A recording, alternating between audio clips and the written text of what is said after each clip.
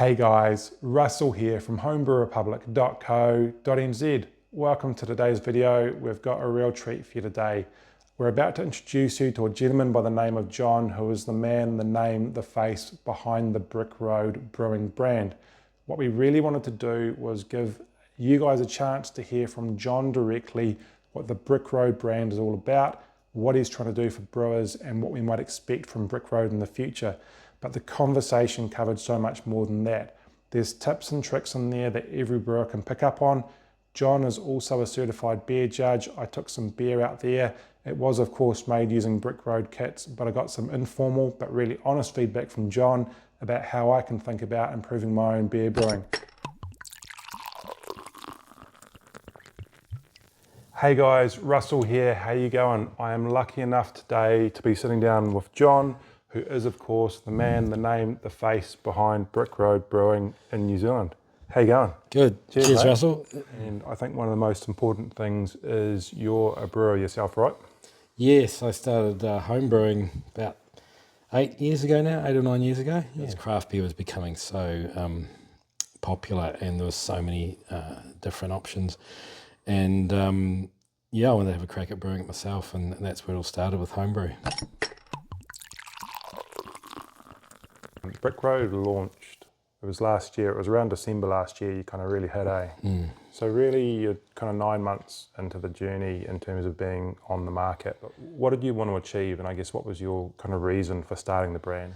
The styles that people enjoy have changed, and I wanted to bring out a kit range that offered styles and beers that that people are actually drinking now.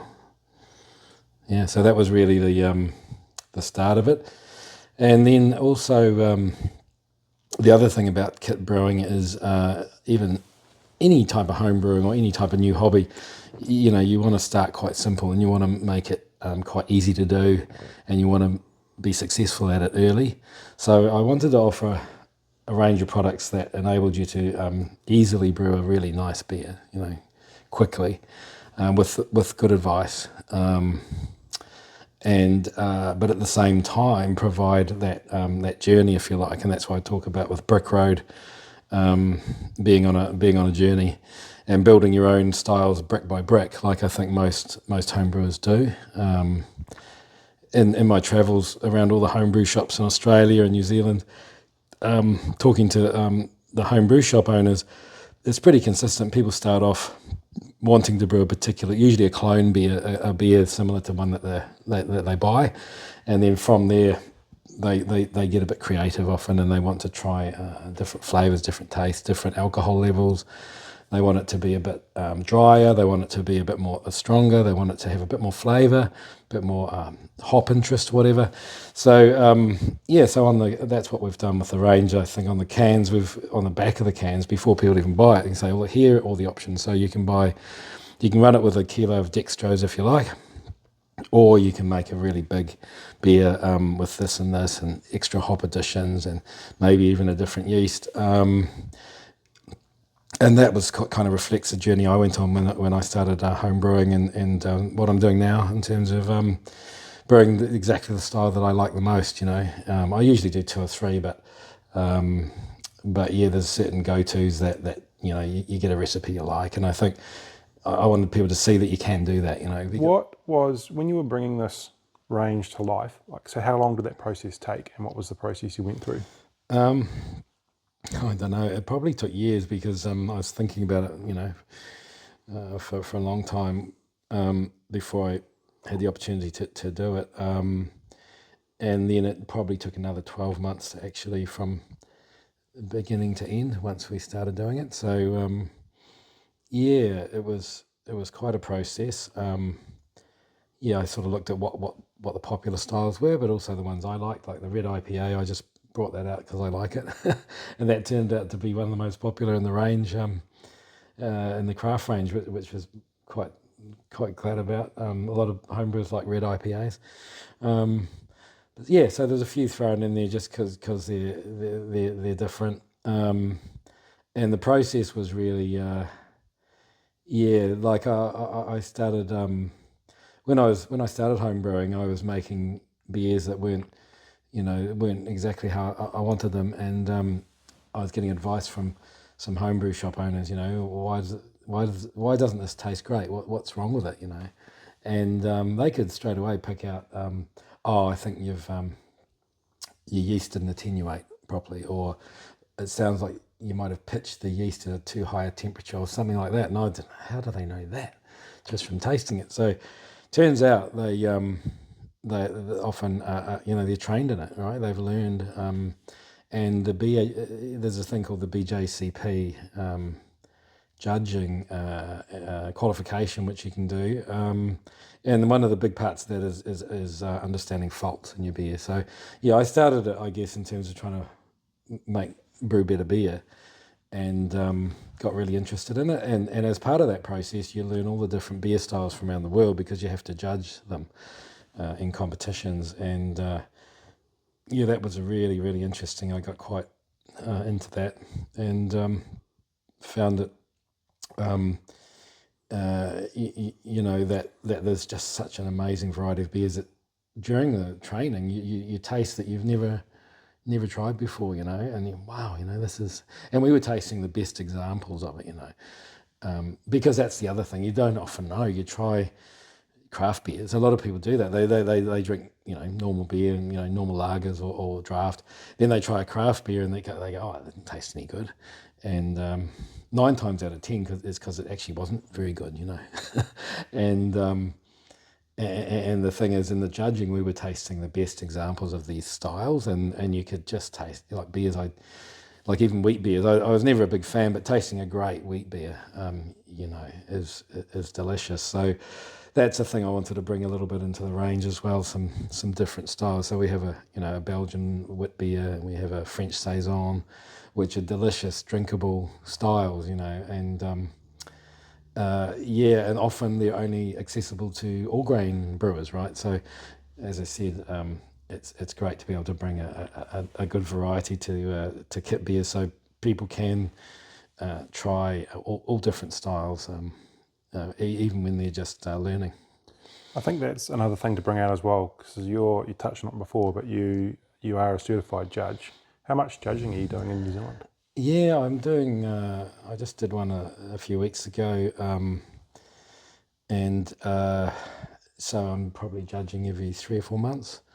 So by now I've probably judged 1,000 beers, and there's and people talk about all grain, right, and saying, oh well, that's it's the only way to go. Well, I tell you what. 8 out of 10 of the all grain beers that I've been judging are not good.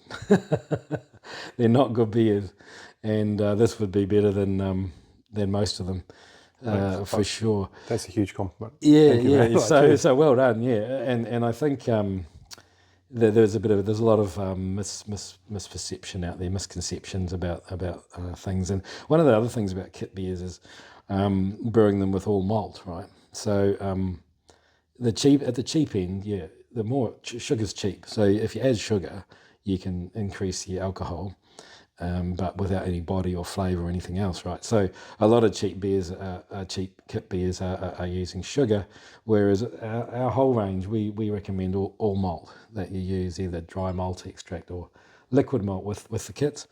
So you're actually getting a real beer, right? Most beers, and certainly craft beers, are all malt. So all of our kits are all malt, because that's what we think beer is, and that makes a big difference to the taste and the flavour as well, and to the result you get. And certainly with all grain beers, they're all malt, right? So so I think you can brew beers at least equally as good as most all grain beers with kits.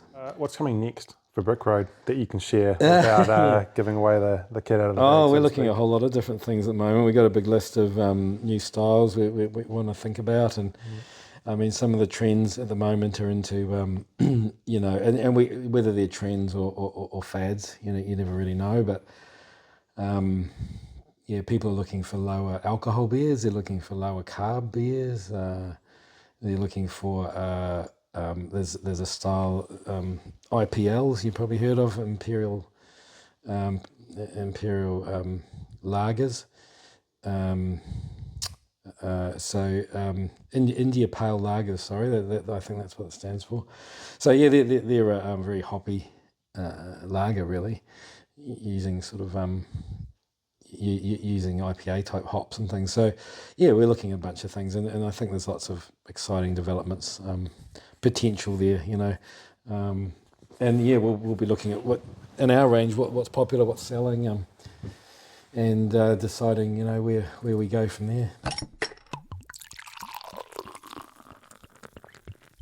This one here, I think, is a APA, right? Oh, it's the classic IPA. The classic IPA. Yeah. So speaking of Brick Road, this is of course Brick Road, and one of my favourite brews, if I'm out of the bar or picking something up off tap, is the Panhead APA Supercharger. So I actually took one of the recipes off your website. It is, and actually this is fitting into what you said because it's slightly modified because I didn't use Citra and I've used Galaxy instead of Citra. Kind of in the same ballpark, but close enough. And that's what I was going for. I was going for an APA clone, which for me, it's if I put them side by side, I don't know if I'd call them clones, but they're definitely in the same family, so to speak. But how do I do? Yeah, pretty good, I think, Russell. Yeah, it's a nice beer. It's yeah, I don't know how much hops did you put in?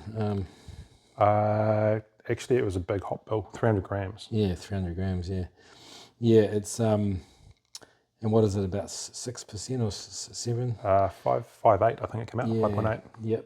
So yeah, it's a pretty solid beer. Yeah. Did you take the gravity reading at the end? Yeah, I can't remember it off the top of my head. Yeah. But yeah, like I said, I remember coming out about 5.8%. Yeah. It's actually quite sweet too. So I'm not sure whether it attenuated completely, but that's quite common with home brews. But yeah, the only thing I'd say is I'd probably dry it out a bit. I think you've lost a bit of hop character somehow, and that's usually depending on the hops you used. For dry hopping, you need fresh hops, and the hops we put in our craft kits are all nitrogen flushed, packed, so that stops any oxidizing, and means that you don't need to refrigerate them. But normally hops are kind of vacuum packed and refrigerated, and the fresher the better for dry hopping. Yeah, for bittering, not so important. But yeah, certainly for dry hopping. So and 300 grams should have done probably actually added a bit more hop character than that. Did you do it day 3 or? Yeah, it would have been around day 4 and then day 8 or 9 on the second round. Yeah, I think sometimes there's 2 or 3 things with home brewing that can make a big difference, and and if you're getting any sort of oxygen in when you're dry hopping, that will just kill the character of the hops, and I think you might have had a bit of oxidation at some point, whether it's in the actual hops themselves or in the process.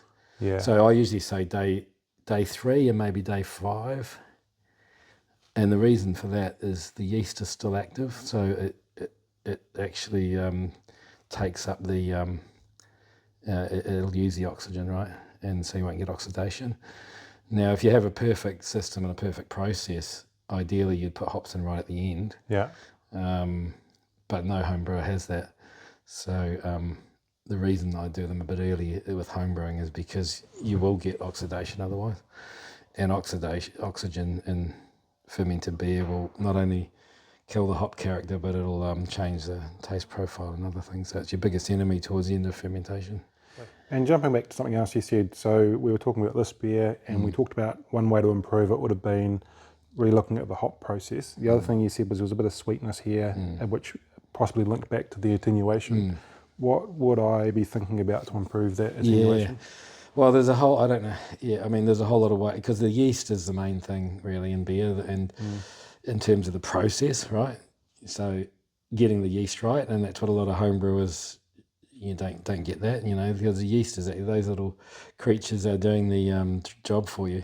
So making sure that they are healthy and doing their job is important. So the number of ways you can do that, I like to rehydrate the yeast. I don't know if you did that. No, I Yeah. always go Sprinkle on top. Sprinkle on top, yeah. So with a lot of beer kits, you want to get the most out of the yeast. They don't normally come with a big packet of yeast. So I think we're about 7 grams.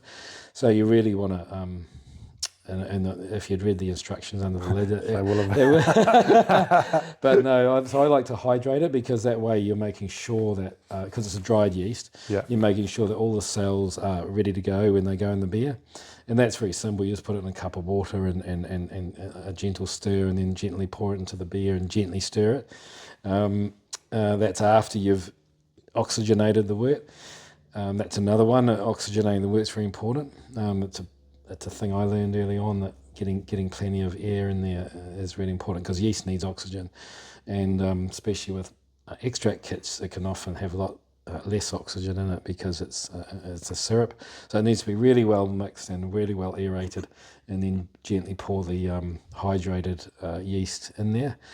And obviously making sure the temperature's right through the ferment, and is important too, within the range for the yeast, which is usually about 18 to 22 degrees, is important. Yeah, I think that oxygenation is one of the traps for home brewers as well, because often the temperature in the wort is so much higher, because we've had to mix it up using boiling water, and we've had to give it a period to cool down. Yeah. Which, depending on how you're cooling it, it could be, and where you started from, could be hours through to overnight, which is a new step, and I know not one that I consistently take. Right. So I'll take that as advice as well. Yeah. I mean, a big spoon and giving it a really good stir up is a good idea. Another way is to let the when you mix the first few litres with hot water, is to let that cool, and then add your cold water at the end before you put the yeast in, because when you're adding the cold water, you can fire it in usually at a rate, and that'll oxygenate it and get air in it, and then the yeast slurry in there gently. After that's gentle, so you don't stir it up too, because the yeast you don't want to upset the yeast too much. So, and having it sitting around, you wouldn't want to be any warmer than 22, probably any cooler than 16 or so, and then once it settles, temperature control is really helps too. Look after the yeast. These yeasts are all commercial yeast, right? So they're all designed for commercial breweries who all have temperature control. So they've been bred to operate within a very narrow temperature range, which is not like yeast used to be in the old days. 100 years ago. So with refrigeration, it's actually the commercial people who've meant that the yeasts are bred narrowly. So for home brewers, you do really need some form of temperature control to get the best results. I was going to specifically ask for what would be the tips for some brewers at the more advanced end on kit brewing, but I think we brought some of that out. If someone who was just starting out came to you and said, "What's the 3 things I've got to get right?" What would you be saying to them? Well, the only thing I haven't mentioned is hygiene. So being very sterile with your gear, and super fussy and careful, almost like a surgery, right? In terms of making sure there's no wild yeast or bacteria in your gear when you're starting brewing. That's one of the hardest things to do, because there's not many areas in life where it's that important. But it really is with home brewing. So hygiene, so washing everything very thoroughly, rinsing it, and then using a sterilizer or sanitizer on all your gear, spoons, jugs, everything, and making sure they don't touch areas that have bacteria on them, when you lay your spoon down even. So it doesn't take much to get an infected brew, and that's one of the most common mistakes. So hygiene. The next thing would be looking after your yeast. And another thing, if you're starting out, I end up buying a few spare packets of yeast, right, and having them in my fridge, because as a general rule, more yeast, the better. And if you want a real foolproof brew, bang in an extra packet of yeast, making sure it's the right type of yeast. That brings me to another point in terms of all the kits have the right style of yeast, whereas most of our competitors just have one single strain of yeast in all of their kits, no matter what style. So the yeast actually affects the flavour in the process. But hygiene, extra yeast, and then temperature control, like I mentioned. And you can buy a simple temperature controller for $40 and use it in a fridge, and you can get a cheap fridge, for $100. Those things there, hygiene, temperature control, and looking after your yeast. You can't go too far wrong if you use that. The other most common problem is oxidation, as I mentioned earlier. So if oxygen at the start of the brew is your friend because yeast needs it, but at the end of the beer, once the beer has been fermented, oxygen's a bad enemy, and many brews get ruined by oxidation at the end of the fermentation, and that can happen when you're bottling, can happen when you're transferring from your fermenter, it can happen when you're adding hops at the end of it, and that'll destroy your beer. It'll destroy all the hop character and make your beer taste not so good. So I'd say those are the biggest things to get right. And if you can avoid transferring your beer, even better. So some of the fermenters you can serve from, that's another benefit where if you can serve from your fermenter, you avoid any oxidation, and you can, go into a kegerator or even just a tap system with a bit of CO2. That can keep the beers in good condition as well. So what we're not going to catch on this video, and what I was lucky enough to do, was check out your setup in the garage before, which is pretty impressive. And I know you got your taps out there and your kegs. So having listened to you there, my assumption is that you only keg, you don't bottle. Oh, I still do some bottles, yeah. So because they're easy to transport, Yeah. and my mum and dad, they like a stout, and so I do a few bottles for them. I do a bit of both, but yeah, I have moved into kegging once I got the gear, and and that's a great way to have homebrew if you can do it. If you've got the room, and it's not hard. I mean, you can start off just, as I said, in an old fridge, in a corny keg, and a picnic tap, which is exactly how I started, and then a CO2 bottle, pressurizing it, a regulator. So you can set up a kegging system pretty relatively cheap, but it's a great way to because it's the other thing is you don't have to wait 4 weeks in the bottle. You can be drinking it within a few days of the end of ferment. So that's another interesting point. Like I've been quite an open advocate for aging beer in the bottles. yeah. My personal view is I feel like I won't drink a beer out of the bottle until 4 weeks minimum. Yeah. And that's longer than the generic advice on most kits is 10 days. So I go to 4 weeks. Yeah. But I also believe, particularly the 8 to 12 week period, the beer, I feel like the beer continues to mature and then in the bottle and hits a peak around that 12 week period. What temperature are you keeping it at? It's layman's temperature control there. It's just down in the garage. Yeah. Yeah, I mean, it does depend on temperature. I mean, some are obviously warmer in the garage, and so and it depends on the style as well. So, some styles, like darker styles, will actually age and be better with age. Generally, pale ales, IPAs, hazies certainly are they're a little bit like the Sauvignon Blanc of the beer world, which is better enjoyed fresher. Right. So within a few weeks, in my opinion. So aging basically means oxidation, right? So darker styles like stouts and porters, are they're meant to have a flavour of sort of raisins and dark fruits and things like that, which is some of that is part of the aging process. Whereas if you want a bright, fruity, refreshing beer, you don't want too much aging. A bit of conditioning, like I say, for a week or two, but and the temperature in your garage will have a bearing. So it's a personal taste thing too. I think I agree with that personal taste piece, and I've found as well, like I can have a brew that I've not liked that other people have loved, and vice versa.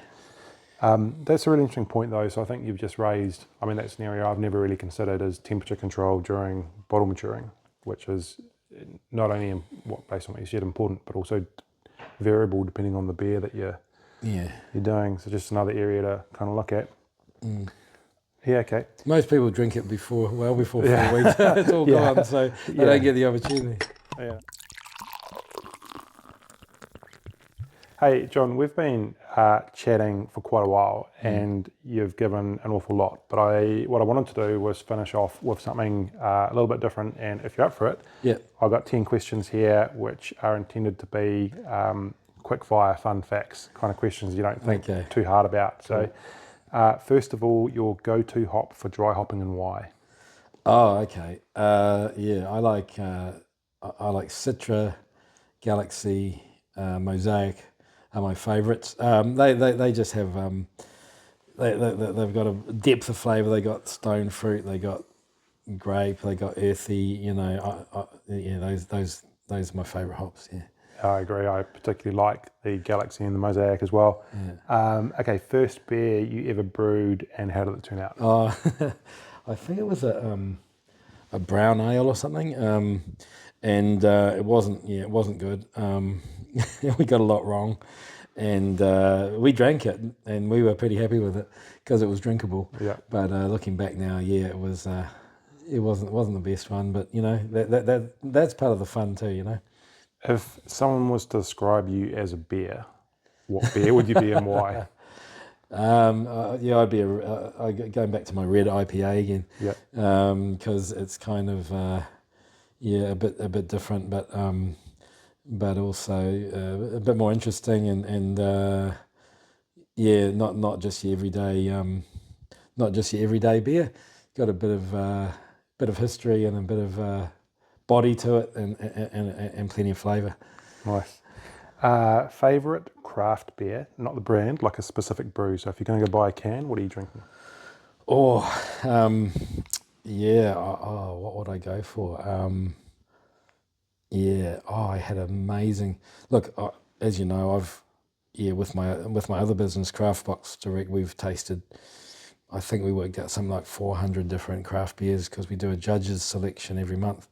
So I couldn't say I just have one favourite beer, but one I tasted recently, which was amazing, was the Hop Federation Fresh Hop IPA from Nelson there, and my goodness, that was out the gate. That was one of the best beers I've ever tasted, and it's pretty hard. I guess they're right in the hop region, but to get a fresh hop beer that right is not that easy. And this was, I had it out of a can, and it was just outstanding. And when you taste a beer like that, you remember why you enjoy it so much, the whole hobby and the whole industry. Yeah. Next beer that you want to brew?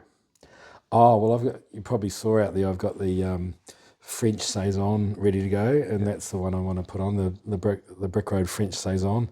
That's a farmhouse style beer, and all the flavour comes from the yeast. Yeah. And there's nothing else like it on the market, and I'm really excited about putting that one down, because that was designed for farm workers at the end of the harvest, right, as a quenching drop, and I think it's a law over there. They have to provide it for the workers, so it's got a lot of fun history, that style. French farm workers. There's a law you've got to have. Yeah. I've got to go look at that. Okay, cool piece of tech that every home brewer should get. Temperature controller. Okay. Do you have a favourite brand of temperature controller? No, I think there's plenty of different options. Inkbird are good, and there's the STC 1000 or whatever it is. So it's not complicated technology these days. You just need to be able to do, well, in New Zealand particularly, you need to be able to have heating and cooling. Yeah. So you can use it all year round, and just make sure your yeast's at the right temp. The most unusual ingredient you have seen used in a home brew beer that worked? Oh, good question. Unusual ingredient. One of my favourite ingredients to use is lactose in a stout to bring in a bit of sweetness, unfermentable, sugar. But in terms of an unusual one, there's been a few. yuzu berries, probably. So I've tasted some amazing beers with yuzu in them, and that really works well with beer. Lactose is something I've started playing with. Do you have a view on dosage rates in terms of a good dosage rate and or the range someone might consider? Yeah, I think we have a recipe, coffee bourbon stout, which has lactose, and I think we use 200 grams. I think for a 23 litre brew, you're somewhere around 200 to maybe 400 grams, and I tend to be a bit lighter on it because it does, it's a sugar. The yeast cannot digest it, so it stays in the beer, and it's very sweet. So, in my preference, I'd be lighter on it rather than heavier because there's nothing good about a beer that's too sweet. You just can't drink much of it. Agree, 100% agree. All right, right now the world is seeing hazy, no question about it. It's all about hazies. What is the next trend going to be after hazies? Yeah, I think probably these. They're even called. Well, they used to be all called IPAs or pale ales, right? But they're calling them bright beers or bright IPAs or clear IPAs because it's a descriptor, it describes the look of it. So I think, and these cold IPAs is also a trend. So my opinion is that, hazy is what 60% of craft beers sold in supermarkets apparently is hazy. So, but the thing about hazy is it is a very thick, juicy, full-bodied beer, and it's not that sessionable. As in, you can really only have one or two. A lot of beer drinkers like on occasion to have more than that, and without becoming too sweet or cloying. So so I think there'll be a trend back towards drier, clearer pale ales and IPAs, which still have the fruity flavour of a juice, because that was a revolution with hazies, just getting through that fruity hop character. Hops bringing, who thought hops taste like orange juice, and wonderful range of tropical fruit flavours. So I think you'll have clear, lighter, drier beers without the hazy and without the sweetness, and whether they're IPLs, cold IPAs or whatever, that seems to be where things are heading. Nice. Your favourite historical trend that needs to come back? Oh, what, in beer? Yep. Yeah. I mean, I got to admit, I just love a big West Coast IPA. Those were the without the bitterness. I don't think this necessarily need to be super bitter like they were for a while. So a big. When I say big, it doesn't need to be high alcohol. Maybe 5 or 6% West Coast IPA with 3 or 4, different hops in it, with a reasonable malt background, but not too heavy, and drier. I think beers are getting drier, so as in more attenuated. Less sweet. That's what I'd love to see. That's my favourite style, and that's what I try and brew. Yeah. Nice. And the last one to close us out on, the most memorable feedback anyone ever gave you about one of the beers you brewed. Oh, there we go. So I'm back to a red IPA. I won a competition, a small competition one time with a red IPA. It was actually interestingly, I won first and second prize in it because I entered 2 different beers.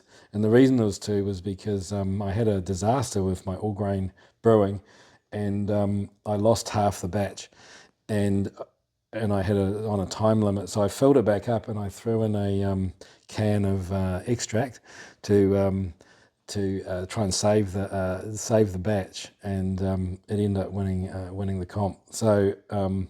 And the feedback I had was that it was a rye IPA actually, so it had rye in it as well, which is similar to a red IPA.